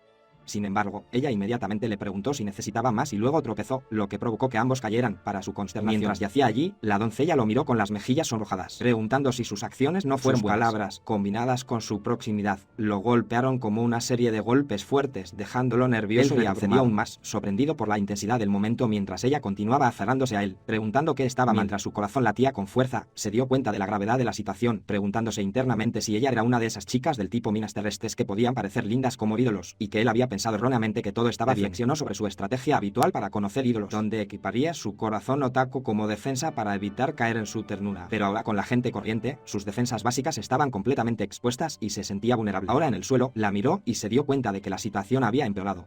Internamente entró en pánico ante la posibilidad de quedarse calva, preguntándose si realmente era una acosadora que se comió. Abrumado por la revelación, decidió huir, yendo lo más rápido que pudo, mientras ella lo llamaba, preguntándole su nombre y a dónde iba, diciéndole que lo buscara él mismo si era un acosador. Mientras tanto, la lucha entre la chica atacante y la chica explicadora continuó, con la chica explicadora todavía en el suelo gimiendo de incomodidad. La chica atacante continuó su asalto, riendo maniáticamente y declarando al final por un ojo, mientras la chica explicadora gritaba angustiada, resistiendo el ataque bohemio. Sora, al presenciar la extraña escena, solo pudo preguntarse qué estaba pasando, encontrándolo increíblemente vergonzoso. Sora sintió algo y reaccionó con sorpresa. Luego pareció estupefacto mientras se arrancaba un mechón de cabello de la cabeza, preguntándose si se trataba de un acoso de una reunión de estudiantes de quinto grado con enfermedades mentales. Habiendo adquirido un mechón de cabello de Sora, lo sostuvo con delicadeza. Su expresión era una mezcla de timidez y curiosidad. Ella confesó sentir curiosidad por el sabor de su cabello, luego procedió a masticarlo con un suave sonido de masticación. Mientras continuaba masticando, Sora, horrorizada, le gritó que se detuviera, mientras la chica explicadora, observando el extraño acto, simplemente emitió un sonido de disgusto. Mythil, sin embargo, encontró el cabello bastante sabroso. La chica explicadora, al presenciar la escena, comentó que Landmine, Mythil, parecía haberle tomado cariño a Sora, prediciendo que seguramente se quedaría calvo. Mientras tanto, la chica atacante, con una sonrisa traviesa, declaró que el chico estaba en problemas y que ella moriría de vergüenza, mientras Sora, agarrándose la cabeza, se quitó los auriculares angustiado, aún recuperándose de los extraños acontecimientos. Sora fue arrasado por la chica explicadora, quien le aseguró que incluso el cabello suelto estaba bien para comer. Trató de procesar la situación y se dio cuenta de que esta chica lo era, pero antes de que pudiera terminar el pensamiento, ella le arrebató un control remoto de la mano y declaró que era suyo. Con el control remoto ahora en su poder, la chica explicadora sonrió dulcemente, presionando un botón que emitió un pitido. Luego le preguntó a Sora si debían ir. Su comportamiento sugería una extraña sensación de control sobre la situación, que Sora encontró increíblemente vergonzosa. Luego comenzó a alejar a un aturdido Sora, lo que llevó a la chica atacante a exigir enojada que un ojo le devolviera su arma, insistiendo en que le devolvieran a Sora. Toda la caótica escena fue observada por Yuzui, quien suspiró, lamentándose de que los niños parecían haber olvidado que esto era una carrera. Mientras tanto, la chica atacante, todavía furiosa, salió corriendo en su persecución, instándose a darse prisa y mirar a alguien. Un anuncio caprichoso declaró el comienzo de la 58ª batalla de acosadores, invitando a todos a unirse a nosotros y convertirse en el número 1. Momentos después, Sora se agitó, su memoria confusa mientras intentaba recordar haber conocido a Oneye-san. Sintió una sensación extraña, una ola de piel de gallina se extendió por todo su cuerpo, lo que lo llevó a preguntarse si había sucedido a la chica explicadora al notar su despertar. Preguntó cómo se sentía, mientras que Sora internamente cuestionó el repentino y lento ritmo de los acontecimientos. Ella, aparentemente imperturbable por su confusión, declaró que estaba en buena forma y lo instó a seguir adelante. Sora, sin embargo, continuó reflexionando si tener la piel de gallina era ahora su estado predeterminado, un pensamiento que rápidamente descartó. Mai Hill expresó su preocupación, afirmando que la condición de Sora solo era cierta para el pollo, lo que implica que no era una buena señal para un humano. La chica atacante, sin embargo, trató de tranquilizarla, sugiriendo que si los bultos se convirtieran en teriyaki, serían deliciosos y que Sora volvería a estar suave cuando se casara, aunque admitió que sonaba duro. Mientras continuaba la conversación, la chica explicadora arrastró a Sora y le instó a que se diera prisa. La chica atacante, al observar su prisa, se preguntó si la chica explicadora estaba siendo demasiado agresiva en sus acciones. De repente Sora tropezó y chocó con algo en el suelo. Rápidamente, se dio cuenta de que era una persona, exclamando sorprendido ante el inesperado. Mirando a su alrededor, Sora se sorprendió al descubrir numerosos participantes heridos esparcidos por el área. La chica explicadora explicó con calma que estos eran los individuos que habían sido rechazados en el puesto de control. Todavía procesando el sitio, cuestionó el significado de puesto de control. La chica explicadora confirmó su comprensión, señalando hacia una estructura en la distancia, un puente con un letrero que decía checkpoint. Borra tu presencia, tío. Cruza el puente, de pie ante el siniestro puesto de control, un puente que marcaba la entrada al interminable infierno de Vela. A Sora y la chica explicadora se unieron varios otros participantes, incluida una chica alta que sostenía una pelota, un chico musculoso y un chico con traje, todos enfrentando el desafío que se encontró en medio de una multitud diversa, observando a personas de diversas profesiones, un explorador, un proxeneta, un adivino, un reparador de pañuelos y un traficante de marihuana. Se preguntó por qué se reunía aquí gente de industrias tan diferentes. Mientras reflexionaba, una aura oscura y amenazante emanó de la locutora y la explicadora, quienes lo miraron intensamente. La chica explicadora luego se volvió hacia él y le preguntó si quería intentarlo mientras él se preguntaba internamente por qué estas personas serían eliminadas. Sintió una creciente inquietud preguntándose qué quería decir ella realmente. La multitud lo presionó. Su voz es una cacofonía. Se ofreció a conectarlo con una linda chica. El reparador de pañuelos le preguntó si necesitaba pañuelos y el comerciante de marihuana le presentó con entusiasmo una vasija, alegando que era un famoso artículo, un lugar donde hasta los menores podían disfrutar de tranquilidad y donde solo mirar era gratis. Se sintió abrumado por la presión implacable. La pura fuerza de las agresivas tácticas de venta de la multitud lo hizo retroceder. Un grito escapó de sus labios mientras lo empujaban físicamente. Luchó por comprender la situación, admitiendo que todavía no la entendía.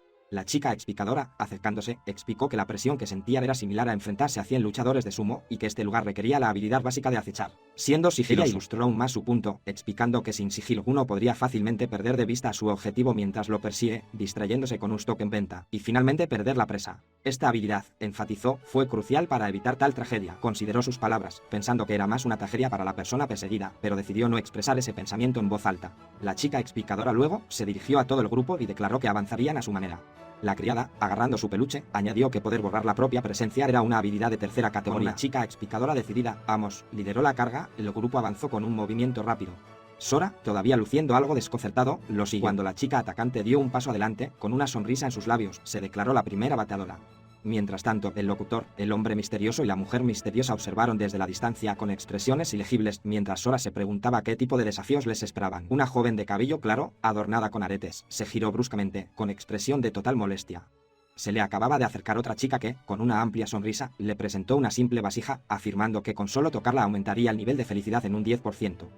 La mujer molesta simplemente pronunció, su molestia se intensificó, sus ojos se entrecerraron con una mirada feroz. Internamente cuestionó la audacia de alguien que creyera que ella caería en una oferta tan trivial. Burlándose de la idea de necesitar una simple olla para mejorar su estado de ánimo, luego le dio la espalda al sonriente vendedor y la despidió con un fuerte tic, declarando que no volvería a hablar con ella.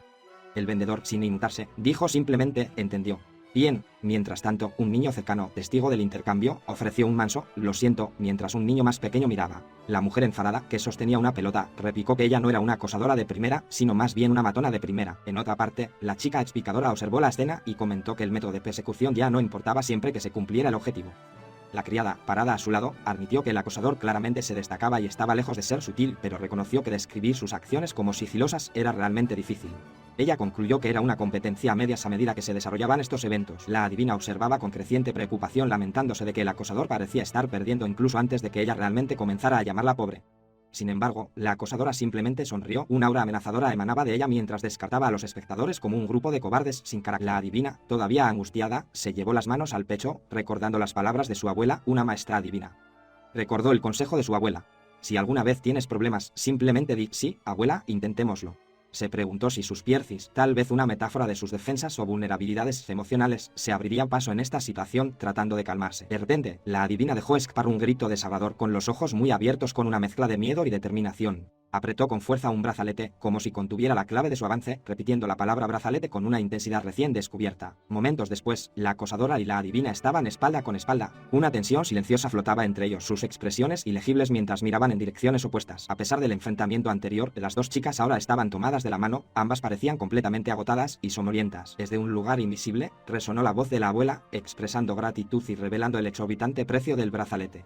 10.000 yenes por uno. El acosador, que inicialmente había fingido desinterés, de repente se animó y preguntó cuánto. Cuando el acosador y la adivina concluyeron su interacción, hizo que las niñas dieran un paso adelante, sosteniendo un pequeño conejo de peluche. Ella declaró que era su turno a continuación, mientras el chico, disculpándose, aparentemente había hecho una compra, miraba, reconociendo que algunas personas se vuelven inútiles cuando se trata de romance. Sostuvo las relucientes tijeras peligrosamente cerca de la cabeza de Sora, sus ojos muy abiertos por la conmoción y el miedo. Ella mantuvo la compostura y le explicó que nadie moriría, pero insinuó que algo importante estaba a punto de suceder. En ese momento, dos figuras agresivas, los autoproclamados hermanos Sapon de Kaukicho, interrumpió, alardeando de que una vez que mordían, no lo soltaban. Le advirtieron que no los subestimara, alegando que tenían un trabajo a tiempo parcial que terminar rápidamente, y le exigieron que los escuchara. Ella, sin embargo, simplemente se burló y desestimó sus amenazas. En una impactante muestra de resolución, rápidamente, se llevó las tijeras a la cabeza, cortándose un mechón de su largo cabello. Los dos hermanos, tomados por sorpresa por su acción extrema, fueron instantáneamente derrotados, enviados a volar por el aire, con sus cabezas ahora completamente calvas. Sora observó, completamente horrorizado por el repentino y brutal giro de los acontecimientos. Volviéndose hacia Sora, ella le ofreció una brillante, declarando que ahora era su turno de abrirse paso.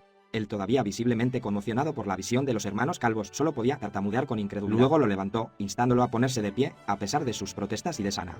Ella insistió en que él no podía perder la oportunidad de ganar si se lo tomaba con calma y le preguntaba si pensaba que ella caminaba. Estaba tomando a se extendió entre los demás participantes. Algunos comentaron que no debía venir este año, mientras que otros la reconocieron como la ganadora del año anterior, expresando sorpresa por su presencia. Los observadores continuaron sus discusiones silenciosas, preguntándose por qué todos estaban tan entusiasmados. Mientras uno de los hermanos recién calvos estaba entre ellos, con confianza le dio el visto bueno a Sora, asegurándole que todo estaría bien y preguntándole para qué pensaba que eran sus lecciones de baile, aunque internamente admitió que definitivamente no eran para esto. Él, sin embargo, permaneció indeciso y se preguntó si realmente iban a enfrentarse a esos enardecidos luchadores de sumo. Con un gracioso giro, empezó a bailar, moviéndose elegantemente como si quisiera atravesar un obstáculo invisible. Sora, mirándola, se preguntó si sus lecciones de baile eran realmente la clave para este nuevo desafío. Se volvió hacia Sora y le aseguró que todo estaría bien, y él solo necesitaba seguirla por detrás. Con un pisotón decidido, se puso en posición de preparación, declarando su inicio inmediato. Luego, ejecutando su técnica secreta, siguiendo los pasos, se lanzó hacia adelante, arrastrando a un desconcertado Sora detrás de ella con una cuerda. Para sorpresa de la chica atacante, ella celebró su salvoconducto, exclamando que todas sus lecciones de baile habían valido la pena, mientras él, aún siendo arrastrado, gritaba cuestionando el origen de su estilo de baile único. Momentos después, yacía en el suelo, jadeando y tosiendo, completamente exhausto. Ella se arrodilló a su lado, con expresión preocupada, preguntándole si estaba bien. Mientras luchaba por recuperarse, la chica atacante 1 y la chica explicadora 1 llegaron, observando la escena. La chica atacante 1 comentó que cualquiera estaría bien, pero luego cuestionó la situación. Todavía tendido en el suelo, gritó de frustración, exigiendo saber si no había sido sigiloso en absoluto, ni siquiera una vez. Apareció una representación caprichosa del trío en modo sigiloso, con él preguntándose internamente si realmente tuvo que soportar tal espectáculo. Originalmente, el protagonista no tenía ningún interés particular, pasaba sus días sin ningún interés particular, a pesar de que su amigo estaba obsesionado con los ídolos. Cuando se le preguntó si le apasionaba algo más, simplemente respondió, no precisamente. Sin embargo, cuando se encontró por primera vez con Moko, al verla cantando y bailando desesperadamente, una calidez se extendió por su corazón. En ese momento se dio cuenta de que había algo que a ella también podía apasionarle, y eso la llenó de felicidad. Mientras tanto, un locutor anunciaba con entusiasmo la llegada del último puesto de control, un desafío diseñado para que los participantes destaquen con su habilidad de observación. Explicó que avanzarían quienes respondieran correctamente a 3 preguntas. Observó la alineación de participantes, que ahora incluía a 4 recién llegados, mientras continuaba el cuestionario. A pesar de las caras nuevas, sintió que las incorporaciones tenían poco que ver con el desafío. El último punto de control continuó, con preguntas presentadas una tras otra. Participantes, después de superar numerosas pruebas, se les indicó que respondieran rápidamente presionando sus botones. Continuó avanzando, respondiendo preguntas con éxito y avanzando hacia la meta. Mientras tanto, su compañera participante, Sora, parecía angustiada, luchando por mantenerse al día con la prueba. Ella permaneció concentrada, con expresión determinada, mientras los demás participantes a su alrededor charlaban. Una niña reflexionó sobre la deliciosa apariencia del cabello de alguien, mientras que otra declaró su intención de responder 3 preguntas primero. Mientras tanto, Sora, luciendo completamente agotado, se preguntó si realmente se trataba de una competencia para adelantarse a una ola de tristeza lo invadía. Realizar esta prueba inesperada fue poner a prueba una habilidad de observación, la capacidad de no perder ninguna oportunidad en una presa. Se reprendió a sí mismo por no haber comprendido esto de inmediato. En otra parte, otros 2 participantes observaron a Sora. Uno comentó que debía ser muy capaz si estaba presente, mientras que el otro observó con preocupación que los ganadores del año pasado los habían alcanzado, lo que sugiere que el desafío como maestro de pruebas, por lo general, anunció dramáticamente el inicio de la competencia, instando a todos a mirar la primera pregunta. Sora sintió una oleada de ansiedad. Se dio cuenta de que todos esperaban algo importante de él. Apareció el primer desafío, una fotografía de un hombre con una bata blanca parado afuera de un edificio. La pregunta exigía saber qué estación estaba más cerca de él. Con la pregunta en pantalla, el locutor llamó a los participantes a prepararse con los dedos sobre los timbres. Rápidamente pulsó el timbre, confiado en su respuesta. El locutor, refiriéndose a él como Cíclope Preisan, le pidió su respuesta.